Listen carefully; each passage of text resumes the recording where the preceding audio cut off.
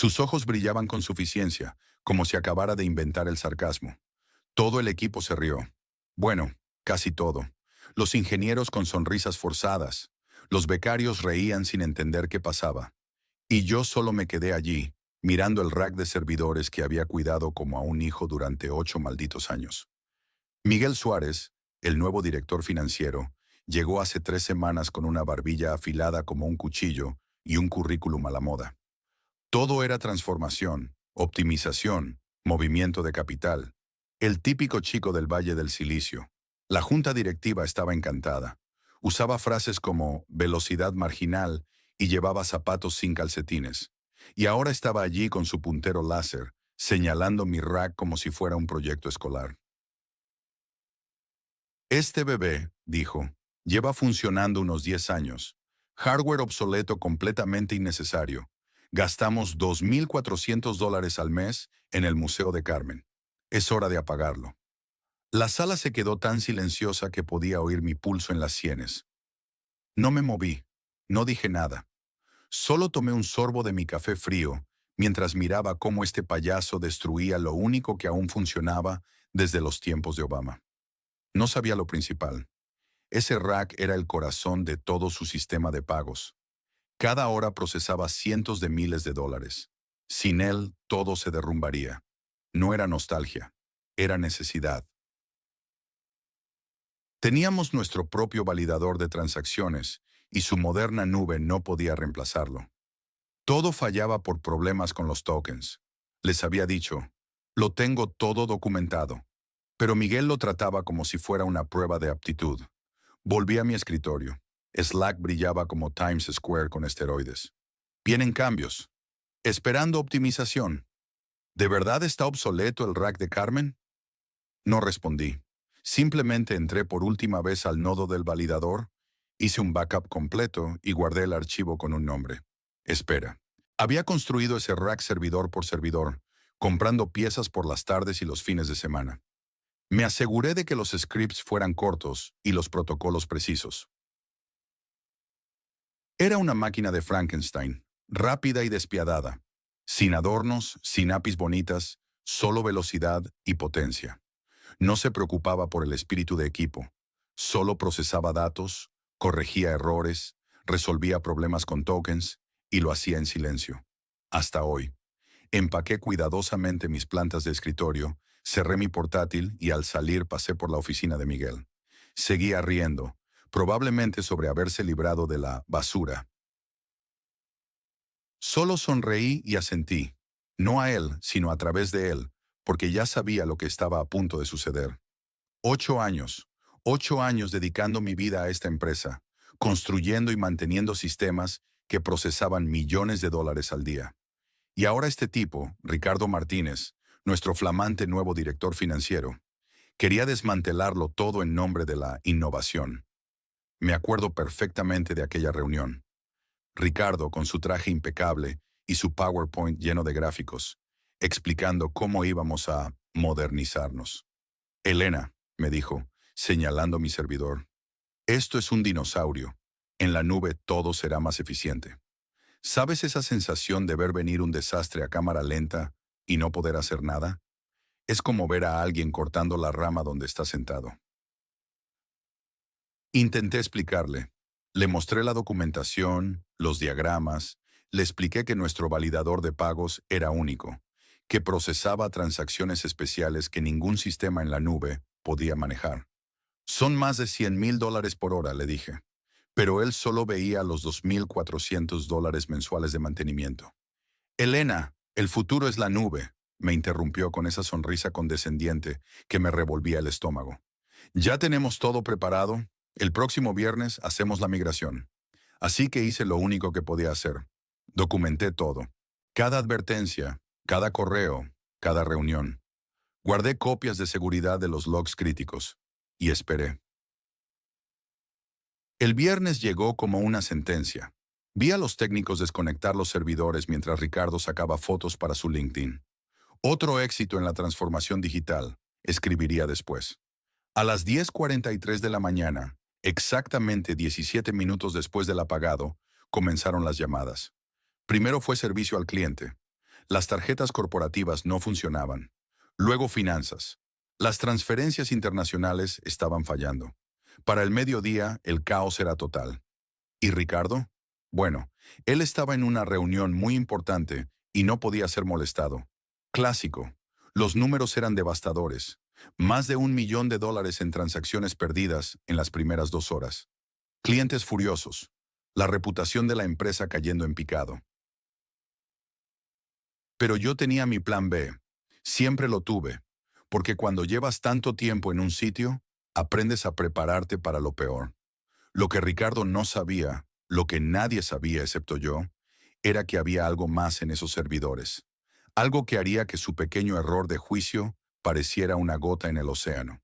Y mientras todo el mundo corría en círculos intentando arreglar el desastre, yo estaba tranquilamente sentada en mi escritorio, esperando la llamada que sabía que llegaría. Porque a veces, para que te escuchen, tienes que dejar que todo se derrumbe primero. Lo que pasó después, bueno, digamos que Ricardo aprendió por las malas que algunos dinosaurios son mejor no molestarlos. El texto mantiene el tono emocional, desarrolla la historia de manera natural y termina con un gancho que genera intriga sobre las consecuencias. Incluye detalles específicos y diálogos que hacen la narración más vívida. Sabes, hay algo extraño en hacer un backup completo de algo que has construido durante años. Es como despedirse de un viejo amigo. Nombré el archivo Espera, simple, directo, como una última palabra susurrada antes de cerrar la puerta.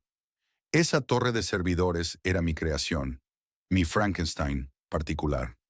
La había construido pieza por pieza, comprando componentes en mis horas libres, rescatando partes de otros equipos descartados.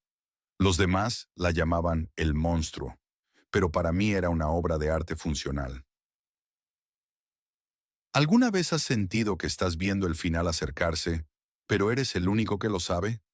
Es como estar en una película donde solo tú conoces el guión. Cada noche, después de que todos se iban, me quedaba configurando los scripts, puliendo protocolos, asegurándome de que todo funcionara como un reloj suizo, sin interfaces bonitas, sin gráficos innecesarios. Solo código puro y eficiente. Era hermoso a su manera. Recuerdo la última semana como si fuera ayer. Carlos, el nuevo director de IT, pasaba por mi escritorio haciendo comentarios sobre modernización y sistemas actualizados. Si hubiera sabido que mi anticuado sistema procesaba datos 3 veces más rápido que sus brillantes soluciones nuevas. María, mi antigua compañera de equipo, me miraba con curiosidad mientras empacaba mis cosas. ¿Por qué tantas cajas?, preguntó. Solo sonreí y seguí guardando mis memorias de 5 años en 3 cajas de cartón.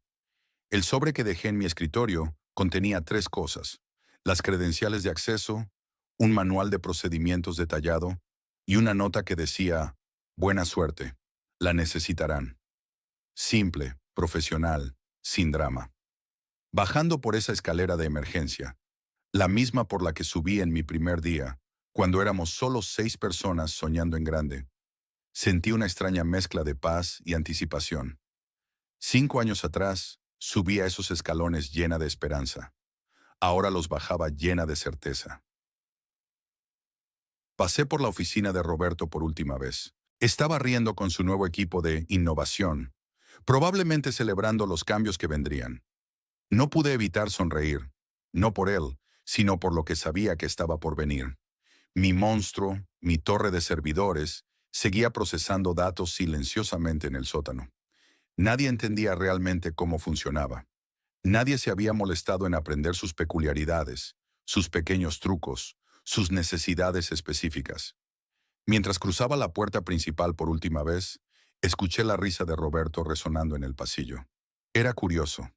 Él celebraba deshacerse del sistema obsoleto, sin saber que ese sistema era lo único que mantenía todo funcionando.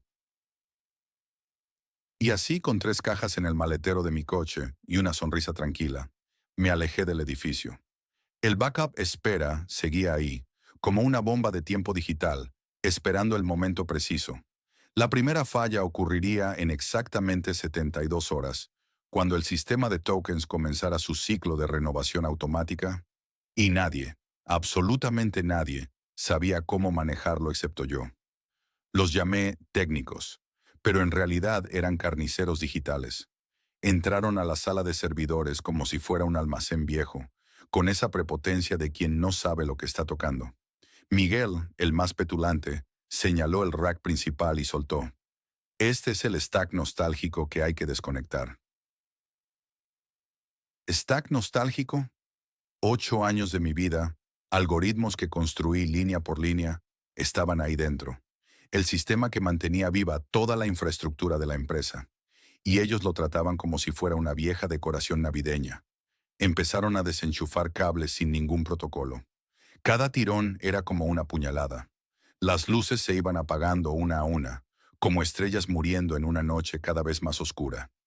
El zumbido familiar de los ventiladores se fue desvaneciendo hasta que solo quedó un silencio sepulcral. ¿Alguna vez has visto destruir algo que construiste con tanto amor? Es como ver arder tu casa sabiendo que tienes las llaves del camión de bomberos en el bolsillo. Roberto, ese imbécil presumido que ahora dirige IT, seguía en su oficina, probablemente admirando su nuevo título en la pared. No tenía ni idea de que acababa de autorizar el desmontaje del corazón mismo de la empresa. Me mordí la lengua hasta sentir el sabor metálico de la sangre. Quería gritar, explicarles que estaban cometiendo un error catastrófico, pero me contuve. Mi plan ya estaba en marcha desde la noche anterior, cuando activé el protocolo Fénix. Los vi tropezar con el marco de la puerta al salir, como novatos moviendo un sofá comprado en Facebook Marketplace. Casi sonreí al pensar en lo que sucedería en exactamente 72 horas. ¿Todo bien, Clara?, preguntó Roberto asomando su cabeza por la puerta. Perfecto, respondí con una sonrisa que habría helado el infierno. Solo estamos optimizando recursos, ¿verdad? Me senté en mi escritorio, abriendo mi laptop como cualquier otro día. Nadie notó que ejecuté un pequeño script, apenas 3 líneas de código. La cuenta regresiva había comenzado. Mientras todos celebraban los recortes y la optimización, yo sabía que en 3 días exactos, cuando el sistema de respaldo intentara sincronizarse con unos servidores que ya no existían, el verdadero caos se desataría. Y lo mejor de todo, sería demasiado tarde para detenerlo. Roberto pasó junto a mi escritorio silbando alegremente. Si supiera que acababa de activar su propia bomba de tiempo digital. Pero eso es otra historia, una que apenas comenzaba a desenvolverse. La última noche en la oficina fue extrañamente tranquila. Mientras Roberto seguramente ensayaba sus presentaciones en PowerPoint y veía videos sobre cómo impresionar al jefe, yo estaba creando mi cápsula de datos segura. ¿Sabes? Después de ver pasar 3 CEO diferentes y sobrevivir a una docena de reestructuraciones, aprendes a prepararte para lo peor. Es como tener un paraguas en el maletero del coche. Esperas no necesitarlo, pero si llueve, agradeces haberlo guardado. Mi plan B era simple pero efectivo. Una memoria USB con protección biométrica, algo que parece sacado de una película de espionaje, pero que en realidad compré en Amazon por 50 euros. En ella guardé todas las claves, los scripts de recuperación y el registro de cambios del sistema. También incluí el comando para activar el protocolo de emergencia 9XO. Suena dramático, lo sé, pero es básicamente una serie de procedimientos automatizados que documenté durante años. Si algo salía mal, esto sería nuestra red de seguridad. Les envié un correo breve a los abogados con los hechos y la documentación necesaria. No más de 3 párrafos. La brevedad es el alma de la prudencia, sobre todo cuando tratas con abogados corporativos. ¿Alguna vez has tenido esa sensación de que estás viviendo un momento crucial, pero todo a tu alrededor parece normal? Es como estar en el ojo de un huracán. Bajé por la escalera trasera, la misma que subí en mi primer día hace 6 años. Qué irónico que mi última salida fuera por el mismo camino. En mi escritorio dejé un sobre rojo con una memoria USB estropeada del 2014 y un clip. Un señuelo perfecto para mantener ocupado a Roberto mientras el verdadero plan se ponía en marcha. Lo más difícil fue mantener la calma durante la reunión final. Roberto sonreía con esa mueca de superioridad que tanto le caracterizaba, presumiendo de sus innovaciones revolucionarias. Si supiera que cada una de sus modificaciones al sistema estaba siendo registrada y documentada. María, mi compañera de desarrollo, me miró con preocupación cuando salí. Ella sabía que algo estaba pasando, pero mantuve mi promesa de no involucrar a nadie más. Cuanta menos gente supiera, más seguro sería para todos. En el ascensor, mientras bajaba al parking, pensé en todas las señales que ignoramos durante meses. Los pequeños fallos del sistema, las inconsistencias en los datos, las quejas de los usuarios que Roberto descartaba como errores de usuario. El sistema ya estaba mostrando los primeros síntomas de la enfermedad que Roberto había introducido con sus cambios. Era solo cuestión de tiempo antes de que todo explotara. Y cuando eso sucediera, mi cápsula de datos sería la única evidencia de lo que realmente ocurrió. Mientras conducía hacia casa, recibí una notificación. El primer indicador de error crítico acababa de saltar en el sistema principal. Roberto no lo sabría hasta mañana, pero ya era demasiado tarde para detener lo que estaba por venir. Encendí mi servidor personal aquella mañana, el que había construido después de la inundación del 2020. Era gracioso cómo la vida te prepara para momentos que ni siquiera puedes imaginar. Mientras miraba la pantalla, comenzaron a aparecer las primeras señales, como pequeñas grietas en un dique que está a punto de romperse. Las transacciones empezaron a ralentizarse. Al principio eran retrasos de segundos, luego minutos. Los ID duplicados aparecían como errores fantasma en el sistema. Carlos, mi antiguo compañero de equipo, me había enviado un mensaje críptico la noche anterior. El validador principal está comprometido. Él no lo sabía, pero yo ya estaba 3 pasos por delante. ¿Sabes esa sensación cuando sabes que algo malo va a pasar, pero no puedes hacer nada para evitarlo? Es como ver una tormenta acercándose en cámara lenta. Me serví otra taza de té verde, observando cómo los errores se multiplicaban en mi pantalla. No era venganza lo que buscaba, era justicia. Miguel, el gurú griego como le llamábamos, había desactivado el validador principal, pensando que nadie lo notaría. Pero yo había estado monitoreando cada movimiento desde mi pequeño búnker digital. Las alertas comenzaron a llegar una tras otra. El sistema de pagos empezó a mostrar inconsistencias más graves. Vi como una transferencia se duplicaba 3 veces, luego 5. Los números no cuadraban, y los algoritmos de verificación empezaban a mostrar patrones erráticos. ¿Ana? La voz de Laura sonó en mi teléfono. Algo está mal con el sistema central. Por supuesto que algo estaba mal. El castillo de naipes que habían construido estaba empezando a tambalearse. Mientras todos corrían como hormigas asustadas, yo seguía en mi apartamento, monitoreando el caos desde mi servidor. Había respaldado cada evidencia, cada log de error, cada transacción duplicada. No era solo una falla del sistema, era el resultado de años de negligencia y decisiones cuestionables. Los mensajes de pánico empezaron a inundar los canales de comunicación internos. ¿Alguien puede explicar qué está pasando? Las transacciones no se procesan. Los clientes están llamando. Me mantuve en silencio, observando. Sabía que en cualquier momento llamarían a mi puerta. No porque fuera la culpable, sino porque era la única que podía arreglarlo. El té en mi taza se había enfriado, pero no importaba. La verdadera tormenta apenas estaba comenzando. En la pantalla, los números seguían bailando su danza caótica. Las alarmas del sistema sonaban como una sinfonía desafinada. Y entonces sucedió. El primer cliente importante llamó. Habían perdido millones en transacciones fantasma. ¿Cuánto tiempo más podría el sistema aguantar antes de colapsar por completo? La respuesta llegaría más pronto de lo que todos esperaban. Y cuando el humo se disipara, quedarían muy pocas opciones sobre la mesa. Mi teléfono vibró. Era un mensaje de Ramón, el director de operaciones. Necesitamos tu ayuda. Es urgente. Sonreí levemente. Por fin había llegado el momento de la verdad. El caos empezó a crecer como una bola de nieve. Los primeros días después del apagón del servidor, todo parecía normal en la superficie, pero yo sabía que era la calma antes de la tormenta. Roberto, nuestro analista principal, fue el primero en notar algo extraño. Lucía, hay duplicados en las devoluciones. me dijo mientras revisaba los informes matutinos. No le di mucha importancia al principio.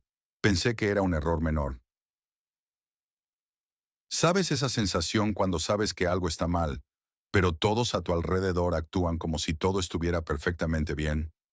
Es como estar en una película de terror donde solo tú ves al monstruo. Los problemas comenzaron a multiplicarse. Los pagos se quedaban atascados, los tokens se expiraban sin razón, y los clientes empezaban a mostrar su frustración. Pero lo más frustrante era ver el panel de control mostrando todo en verde, como si se burlara de nosotros. Santiago, el nuevo jefe de IT, apareció en la reunión matutina con su típica sonrisa perfecta. Es solo una sobrecarga local, dijo con ese tono condescendiente que me sacaba de quicio. Limpien la caché y todo estará bien. Desde mi casa observaba cómo el equipo intentaba mantener la fachada de normalidad. María del soporte técnico me enviaba mensajes desesperados. Los tickets se acumulan, no damos abasto. Pero en las reuniones, todos asentían cuando Santiago hablaba de pequeños contratiempos técnicos. La cola de solicitudes de devolución se había convertido en un monstruo inmanejable. Los clientes comenzaban a migrar a la competencia y nuestros números caían en picada. Pero Santiago seguía sonriendo en cada videollamada, como si estuviera en un comercial de pasta dental. Me mordía la lengua en las reuniones virtuales mientras escuchaba explicaciones absurdas sobre problemas de DNS y optimizaciones en curso. Nadie parecía entender que estábamos perdiendo la infraestructura que había construido durante años. Los sistemas que había diseñado tenían redundancias y planes de contingencia, pero Santiago y su equipo externo los habían desactivado uno por uno, convencidos de que eran innecesarios. Ahora estábamos pagando el precio. Una tarde, mientras veía los números hundirse, recibí un mensaje de Carmen, mi antigua compañera de desarrollo. Todo lo que construimos está desmoronando, ¿verdad? Solo pude responder con un emoji triste. Lo peor no era ver cómo todo se desmoronaba, sino saber que tenía la solución en mis manos. Pero nadie quería escuchar. Santiago había convencido a todos de que el problema era menor, y yo era solo una voz paranoide en el desierto. Pero entonces sucedió algo que ni siquiera yo había previsto. Algo que transformaría este caos en una catástrofe total. Y esta vez, ni siquiera la sonrisa perfecta de Santiago podría ocultarlo. Cuando desconecté el rack del servidor, sabía que estaba provocando un caos controlado. ¿Sabes esa sensación de que todo está a punto de colapsar, pero aún así sigues adelante? Era exactamente así. Mi sistema espejo seguía registrando cada error, cada desviación. Los tokens se desincronizaban cada vez más rápido, como un reloj que pierde minutos sin razón aparente. Marcos, el nuevo director de operaciones, seguía insistiendo en que todo estaba bajo control. Los márgenes de error están dentro de lo aceptable, decía en las reuniones, mostrando gráficos manipulados. Pero yo sabía la verdad. La diferencia real entre las transacciones y los ingresos ya superaba el 8%. Elena, mi antigua compañera de equipo, me envió un mensaje cifrado. ¿Te has fijado en los logs del validador B? Algo no cuadra. Por supuesto que no cuadraba. El sistema estaba muriendo lentamente, desmoronándose bit a bit. A veces me quedaba hasta tarde, observando cómo mi pantalla se llenaba de errores en cascada. ¿Has sentido alguna vez que eres la única persona que ve venir un desastre mientras todos los demás siguen con su rutina? Los tokens huérfanos empezaron a multiplicarse en el sistema. Transacciones que no llegaban a ninguna parte. Datos que se perdían en el limbo digital. Mi pequeño programa seguía registrándolo todo, guardando evidencias de cada fallo. Laura, la nueva becaria, casi descubre mi sistema espejo un día. ¿Por qué hay tanto tráfico en el servidor 7? Preguntó inocentemente. Tuve que inventarme una excusa sobre copias de seguridad automáticas. El sistema comenzó a mostrar síntomas más graves. Los timeouts ya no eran ocasionales, sino constantes. Las devoluciones dobles se dispararon. Y lo peor, el algoritmo de compensación que yo había creado años atrás empezó a fallar. Carlos, el director financiero, celebraba los números del trimestre. Récord histórico de beneficios. anunciaba en el email corporativo. Si supiera que esos números eran tan reales como un unicornio digital, cada mañana revisaba los logs con un nudo en el estómago. Era como ver una bomba de relojería en cámara lenta, tic tras tic. El sistema que había construido durante años se desmoronaba ante mis ojos, y yo era la única testigo de su agonía. Un jueves por la tarde, mientras todos se preparaban para el fin de semana, vi algo que me heló la sangre. El primer error crítico en la capa de seguridad. No era un fallo normal, era una grieta en los cimientos del sistema. Y entonces comprendí que había llegado el momento. Ya no era cuestión de si el sistema colapsaría, sino de cuándo. Y tenía que decidir. ¿Sería yo quien provocara el colapso controlado o esperaría a que todo explotara por sí solo? Lo que sucedió después cambiaría no solo mi carrera, sino la vida de todos en la empresa. Pero esa es otra historia, una que involucra una decisión imposible y consecuencias que nadie podía prever. Nunca olvidaré ese viernes. La sensación de que todo se desmoronaba era casi física. La pantalla de control, nuestra herramienta más confiable, comenzó a mostrar datos contradictorios. Las cifras de ventas bailaban como en un carnaval macabro, 2.3 millones en una pestaña, 1.8 en otra, todo al mismo tiempo. Carlos, nuestro analista senior, fue el primero en notarlo. Algo está muy mal con el sistema, dijo mientras revisaba frenéticamente los informes. Las devoluciones se dispararon a 1.97 millones, una cifra que nadie podía explicar. Los correos de clientes enfurecidos inundaban nuestras bandejas de entrada. ¿Sabes esa sensación de estar en una película de desastre, donde solo tú ves el asteroide que se acerca mientras todos siguen con su vida normal? Así me sentía exactamente. Roberto, el nuevo programador, envió un ticket urgente esa mañana. Era brillante ese chico. Había encontrado una discrepancia en el ciclo de tokens que explicaba por qué el validador de respaldo no podía manejar el retraso. Su análisis era impecable, casi poético en su precisión técnica. Pero Miguel, nuestro director, estaba cegado por el pánico. «Estás sembrando el caos», le gritó a Roberto en medio de la oficina. En menos de una hora, el acceso de Roberto fue revocado. Su último correo, enviado segundos antes de que lo desconectaran, decía simplemente: «Revisen los logs de transacciones cruzadas. Por favor». Las amenazas de los clientes de acudir a protección al consumidor se multiplicaban. Diana, de atención al cliente, me mostró un correo particularmente alarmante. Un bufete de abogados representando a más de 300 clientes afectados. Entre todo ese caos, Laura, nuestra directora financiera, mantenía una calma inquietante. La vi entrar a su oficina con una carpeta roja, su marca personal para documentos críticos. 2 horas después, salió sin la carpeta y con una sonrisa que no le llegaba a los ojos. El sistema seguía mintiendo. Los números seguían bailando. Y en medio de todo, encontré una nota en mi escritorio. Revisa el servidor de respaldo B7. Hay algo que necesitas ver. La letra era de Laura. Mientras todos corrían como hormigas en un hormiguero pateado, ella había estado moviendo sus fichas silenciosamente. Lo que encontré en ese servidor esa noche cambiaría todo. Pero lo más aterrador no fue la información en sí, sino darme cuenta de que Laura lo había sabido todo desde el principio. Y ahora, sentado aquí, mirando el mensaje que acaba de llegar a mi teléfono, me pregunto si debería abrir el archivo adjunto que Laura me envió, porque una vez que lo haga, no habrá vuelta atrás.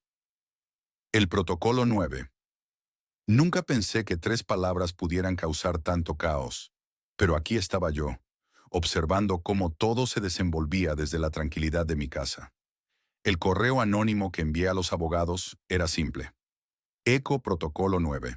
¿Saben lo gracioso? Durante 3 años, ese protocolo estuvo escondido en la documentación técnica, como una pequeña bomba de tiempo esperando su momento. Lo escribí una tarde de viernes, cuando Roberto, mi entonces jefe, me pidió documentar todos los procedimientos críticos. Recuerdo estar sentada en mi escritorio, tecleando tranquilamente mientras mis compañeros se preparaban para el fin de semana. ¿Qué pasaría si algún día intentaran desconectar mi servidor sin el procedimiento adecuado? Pensé mientras escribía. Y así nació el Protocolo 9. ¿Alguna vez han sentido que tienen un as bajo la manga, pero esperan no tener que usarlo nunca? Así me sentía yo con este protocolo. La mañana comenzó como cualquier otra en la empresa. María del departamento de ventas pidiendo ajustes manuales, Carlos intentando resolver errores en el sistema, y Diego, el nuevo director técnico, googleando desesperadamente cómo arreglar CTBU en la nube. Los abogados empezaron a moverse como hormigas alteradas. Vi cómo Santiago, el abogado principal, corría de una oficina a otra con una carpeta roja bajo el brazo. ¿Dónde está la documentación original del sistema?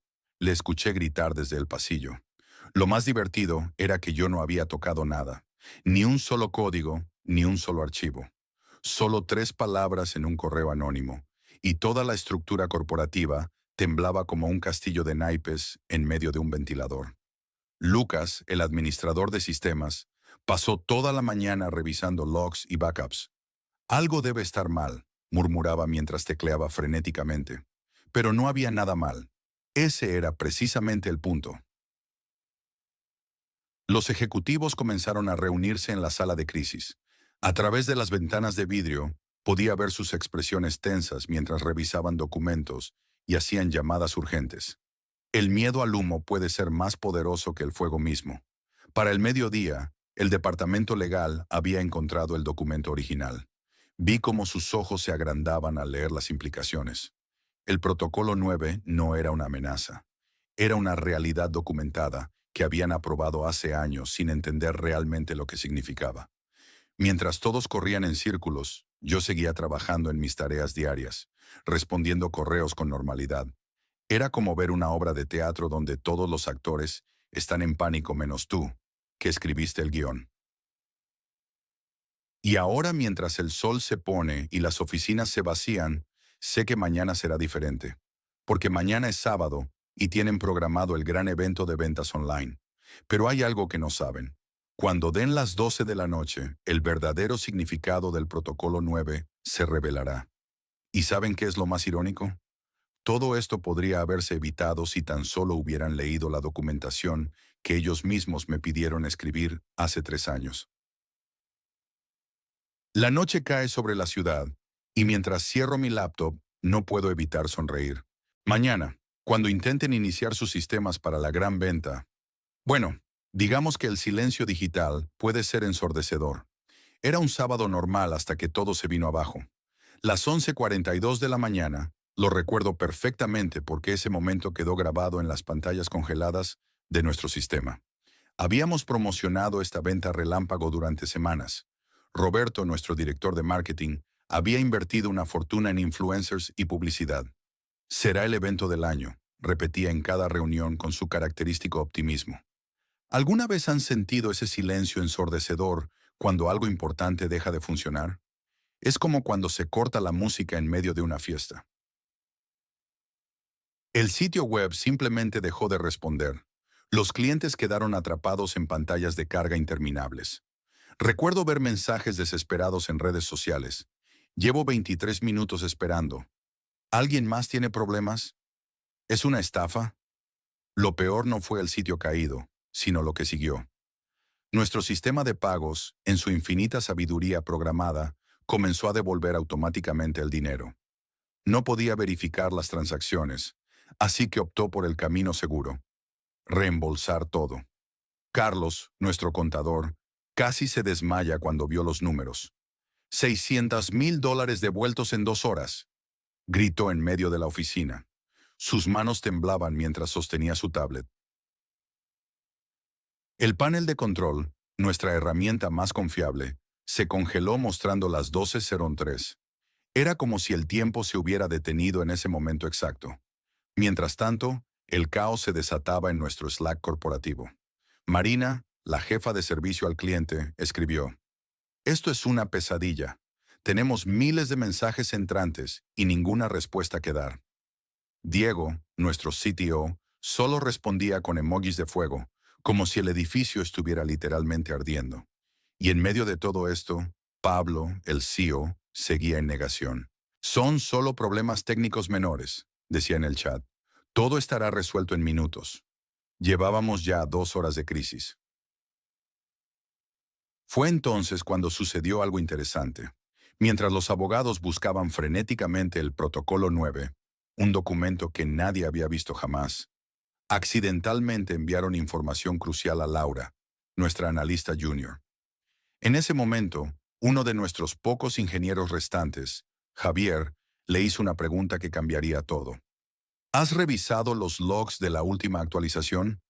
Y ahí estaba, como un pequeño hilo del que, al tirar, todo el suéter comenzaría a deshacerse. La pregunta que revelaría que nuestros problemas eran mucho más profundos de lo que imaginábamos. Pero antes de contarles qué encontramos en esos logs, necesito explicarles algo sobre las actualizaciones automáticas que habíamos implementado 3 meses antes. Algo que, en retrospectiva, fue nuestra sentencia de muerte digital. La verdad siempre sale a la luz, como el sol después de una tormenta. Todo empezó con un mensaje de Carlos, uno de los ingenieros senior. ¿Sabías que esto pasaría? 3 palabras fueron suficientes como respuesta. Lo desactivaron ellos. Me quedé mirando la pantalla de mi computadora, viendo cómo el caos se desarrollaba en tiempo real. Los correos electrónicos volaban como pájaros asustados entre departamentos. Los abogados buscaban desesperadamente el Protocolo 9, ese documento que yo conocía tan bien. ¿Saben esa sensación de ver algo inevitable acercarse, como una ola gigante que nadie más parece notar? Así me sentí durante meses, advirtiendo sobre las consecuencias. Mientras todo esto sucedía, yo estaba en mi cocina, horneando pan de plátano. El aroma dulce contrastaba con la amargura de los mensajes que llegaban a mi teléfono. Rosa, mi antigua compañera, me escribió: «Todo se está cayendo a pedazos. ¿Cómo lo supiste?» No era clarividencia, ni venganza, ni sabotaje. Era simple física, causa y efecto. Cuando desconectas el sistema nervioso central de un organismo, no puedes sorprenderte cuando deja de funcionar. Es como cortar los frenos de un coche y luego culpar al árbol contra el que te estrellas. Diego, el director técnico, intentó contactarme 5 veces. Sus mensajes pasaron de profesionales a desesperados en cuestión de horas. «Necesitamos tu ayuda», decía el primero. «Por favor, responde», suplicaba el último. La ironía es que todo esto podría haberse evitado. Les advertí sobre las consecuencias de desactivar el sistema de seguridad principal. Presenté informes, datos, proyecciones. Pero la avaricia corporativa tiene una manera peculiar de cegar a las personas. Mientras cortaba otro trozo de pan de plátano, recibí un correo accidental. Un abogado, en su pánico, me había incluido en una cadena de mensajes internos. Allí estaba, el infame Protocolo 9, el documento que probaba que todo fue una decisión consciente. Los directivos habían calculado que las pérdidas por posibles fallos serían menores que el costo de mantener el sistema activo. Una simple ecuación de riesgo-beneficio que ahora les explotaba en la cara. Me senté en mi terraza, observando el atardecer. Los mensajes seguían llegando, pero ya no los respondía. A veces, el silencio es la respuesta más elocuente. La verdadera bomba estaba por caer, porque mientras ellos buscaban desesperadamente una solución, yo tenía algo que no esperaban: pruebas. No solo del Protocolo 9, sino de cada advertencia ignorada, cada correo descartado, cada reunión donde mis preocupaciones fueron desestimadas. Y mientras el sol se ponía, mi teléfono vibró una vez más. Era un mensaje de un número desconocido. «Mañana habrá una inspección sorpresa. Necesitamos hablar». Lo que nadie sabía era que yo guardaba un as bajo la manga, algo que cambiaría todo el juego. Porque a veces, la mejor venganza no es la que planeas, sino la que el universo ejecuta por ti.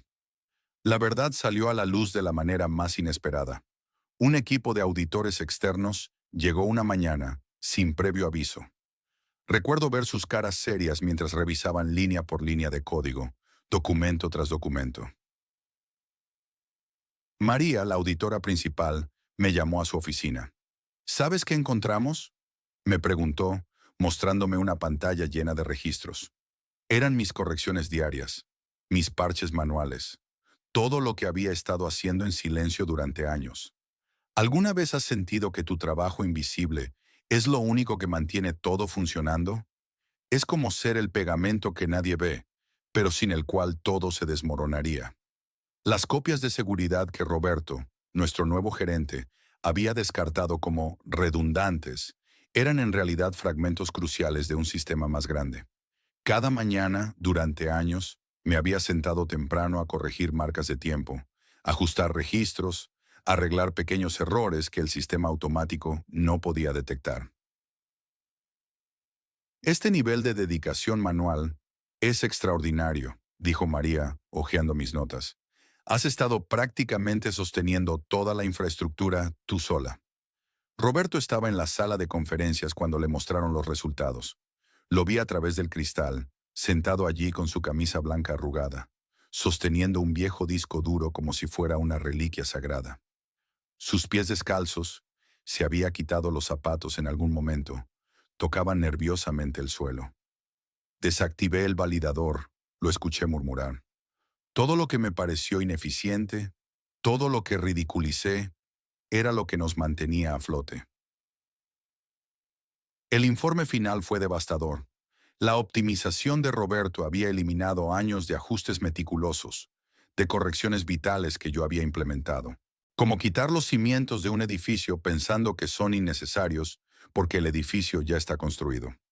Los auditores calcularon que mis intervenciones manuales habían prevenido al menos 3 fallos catastróficos del sistema en los últimos años. Fallos que habrían costado millones. Esa noche, mientras todos se habían ido, me quedé en mi escritorio mirando las pantallas. El teléfono sonó. Era Diana, la especialista en gestión de crisis de la junta directiva. Su voz sonaba cansada pero firme. Necesitamos hablar sobre el futuro del departamento, y esta vez serás tú quien ponga las condiciones. Miré el reloj, las 11:42 p.m. En ese momento no lo sabía, pero esa llamada marcaría el inicio de algo mucho más grande que una simple reivindicación personal. Porque cuando la verdad sale a la luz, no hay vuelta atrás. Y mientras sostenía el teléfono, pensando en mis próximas palabras, una idea comenzó a tomar forma. Quizás era hora de reescribir no solo el código, sino todas las reglas del juego. El lunes a las 8:01 de la mañana, entré por la puerta principal como si nunca me hubiera ido. Mi viejo lugar de estacionamiento estaba vacío, esperándome. La oficina de Carlos, antes llena de sus ridículos trofeos de golf, ahora estaba tan vacía como su ego. Me dirigí directamente a la sala de servidores, mi verdadero hogar durante tantos años. El zumbido familiar de las máquinas me dio la bienvenida, pero algo había cambiado. Ya no era la misma persona insegura que solía esconderse aquí. ¿Sabes esa sensación cuando regresas a tu antigua escuela años después? Todo parece más pequeño, menos intimidante. Así me sentía. Patricia, la especialista en crisis, me había llamado el viernes con desesperación en su voz. Necesitamos un consultor estratégico, dijo, como si no supiera que era su manera elegante de decir, por favor, arregla este desastre. So, mis condiciones fueron claras. Pago adelantado por 3 meses, acceso total, ninguna supervisión, y Carlos fuera antes del lunes. No negociaron. En 4 horas, el contrato firmado estaba en mi bandeja de entrada. Conecté el cable principal mientras recordaba todas las veces que me habían dicho que estaba exagerando con mis protocolos de seguridad. El validador se encendió a las 8:19, sin fanfarria, solo un clic, y el familiar zumbido volviendo a la vida. Los mensajes empezaron a llegar inmediatamente. El sistema se estaba recuperando, como si nunca hubiera estado roto. Me senté en mi vieja silla giratoria, observando cómo los monitores volvían a mostrar números verdes. Martín, el nuevo técnico, me miraba desde la puerta con una mezcla de admiración y confusión. ¿Cómo? ¿Cómo lo hiciste tan rápido?, preguntó. Le sonreí. A veces la solución más simple es la correcta. Solo hay que saber dónde está el interruptor correcto. La verdadera victoria no fue arreglar el sistema. Fue demostrar que tenían razón al temerme. Porque ahora no solo era la chica de IT que podía solucionar sus problemas. Era la persona que podía prevenirlos. Mientras los ejecutivos celebraban en sus oficinas, yo permanecía en mi santuario digital, planificando mi próximo movimiento. Porque esto no era sobre venganza o reivindicación, era sobre construir algo mejor, algo más fuerte. Y entonces, mientras revisaba los logs del sistema, encontré algo. Un patrón que no debería estar allí. Una secuencia de código que me hizo sentir un escalofrío en la espalda. Alguien más había estado jugando en mi patio de recreo, y no de manera inocente. Me recliné en mi silla, una sonrisa formándose en mis labios. La verdadera batalla apenas comenzaba, y esta vez yo tenía todas las cartas en la mesa. ¿Quién diría que volver sería solo el principio de una guerra mucho más grande? Outro, el arte de la venganza silenciosa. A veces, la victoria más dulce es aquella que se sirve fría, con paciencia y precisión. Como Amanda nos demostró, no se trataba de venganza, sino de física pura, causa y efecto. Imaginen, una experta dedicada silenciosamente manteniendo vivo el corazón digital de una empresa durante 8 años. Una profesional que advirtió, documentó y preparó todo meticulosamente. Y luego, ese momento crucial cuando Greg, el nuevo director financiero, decidió que sabía más que ella. ¿El resultado? Un desastre corporativo de proporciones épicas. Pero lo fascinante no fue el colapso en sí, sino cómo Amanda lo transformó en una obra maestra de justicia poética. Y aquí viene la pregunta que nos persigue. ¿Cuántas Amandas hay ahí fuera? ¿Cuántos sistemas críticos dependen de personas cuyo valor solo se aprecia cuando ya es demasiado tarde? Pero esta historia no termina aquí, porque mientras Amanda regresa triunfante a su posición, con más poder y respeto que nunca, nos preguntamos, ¿qué pasará cuando el próximo Greg llegue con sus brillantes ideas de optimización?